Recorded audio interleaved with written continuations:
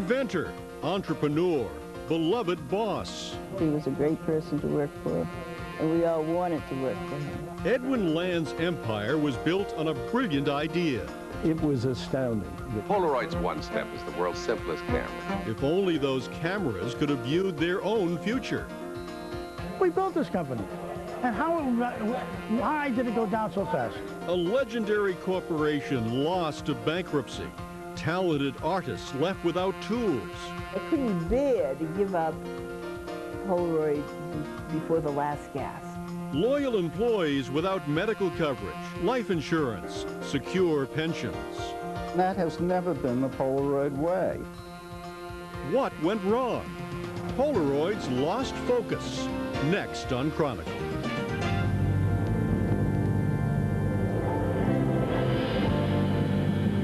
The destruction of the World Trade Center was more than a heinous act of terrorism. It was a vivid reminder that even the most imposing emblems of American enterprise are vulnerable to calamity and misfortune. Even without terrorist attacks or other spectacular disasters, most companies age badly, notes Sheldon Buckler, the retired vice chairman of Polaroid. Companies have geriatric problems just like people. They slow down by the time they get to the second generation. And an amazingly small percentage of publicly held companies survive the third generation.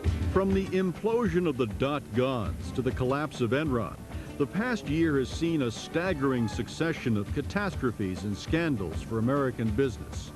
None has struck closer to home than the unraveling of Polaroid, which filed for bankruptcy last October.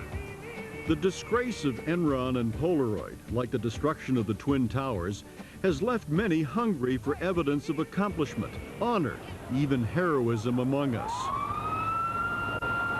It was precisely this hunger that has drawn thousands of visitors to the striking exhibit Faces of Ground Zero that was recently on display at the Boston Public Library.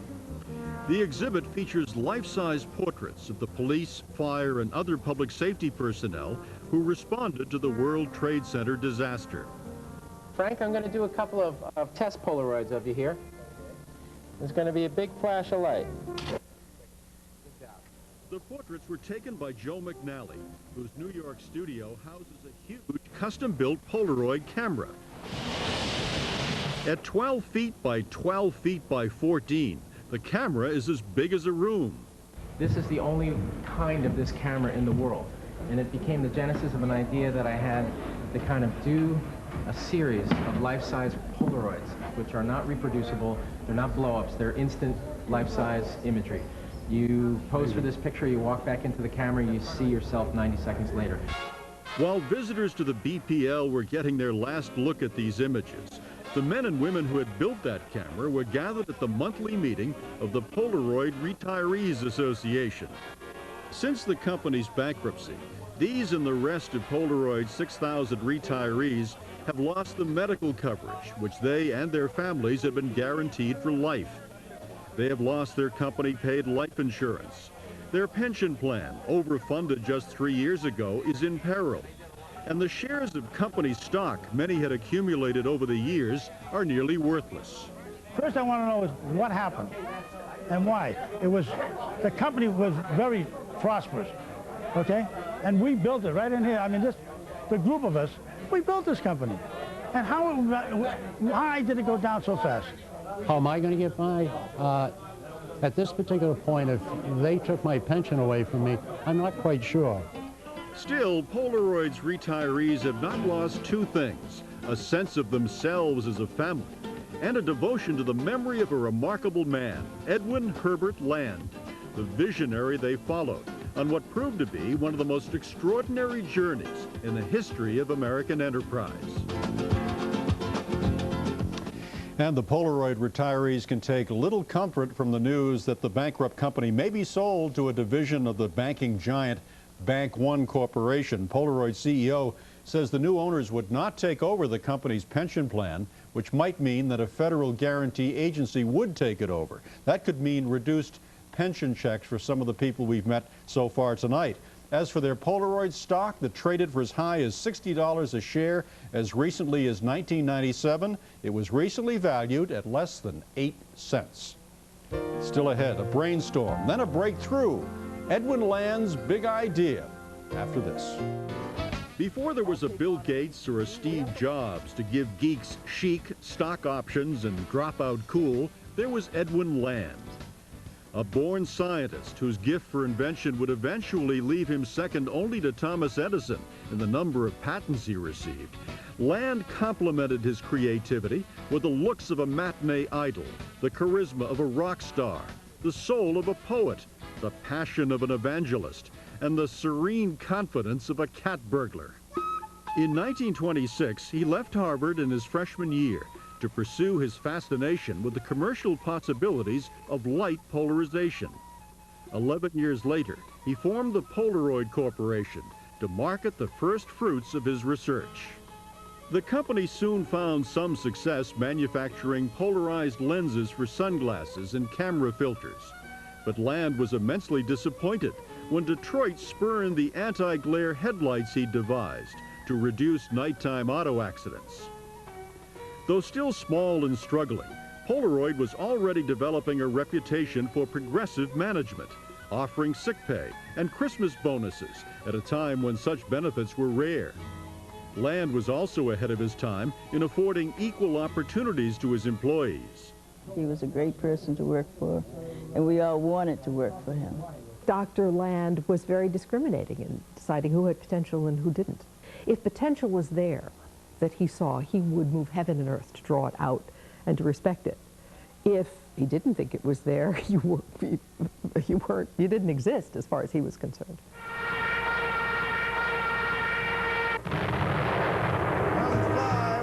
Polaroid offered its technology to the military in World War II.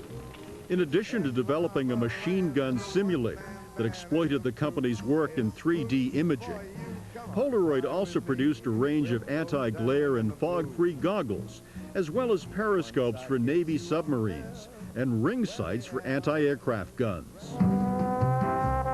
Though valuable to the war effort, these products were not lucrative, and Polaroid continued to struggle financially.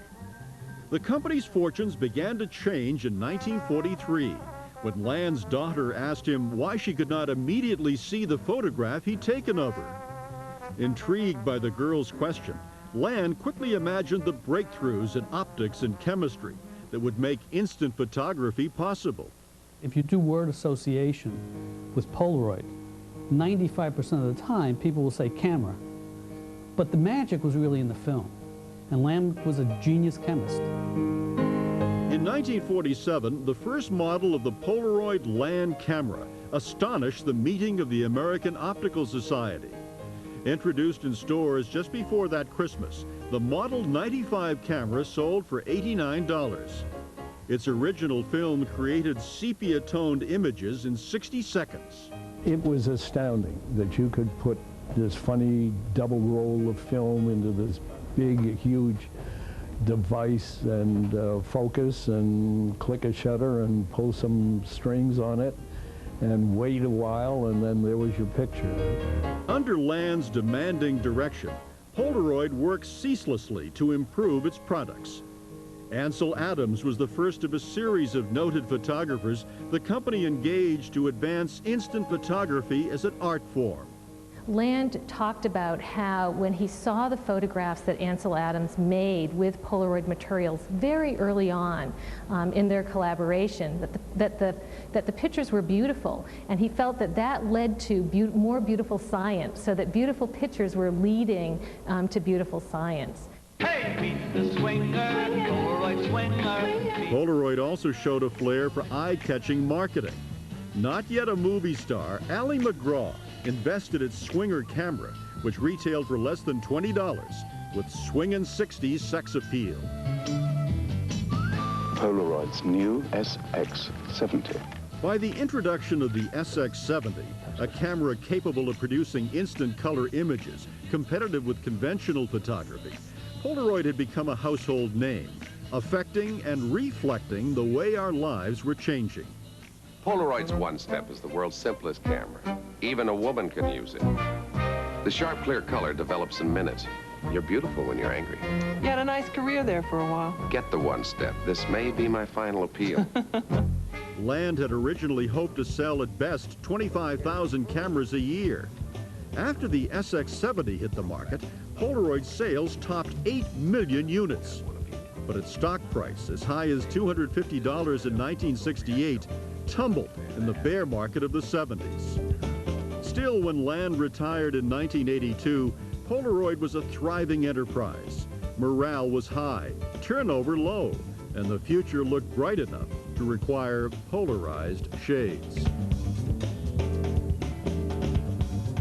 A bright future, similar to the outlooks for other New England icons, Digital, Wang, and national powerhouses like Enron. But a key difference between them and Polaroid is that the camera company rose to prominence by making products that literally changed the way we lived our lives, preserved our memories, and celebrated our loves. Still to come, arts and crafts. Photo artists may soon be crafting alternatives to their trusty Polaroid cameras.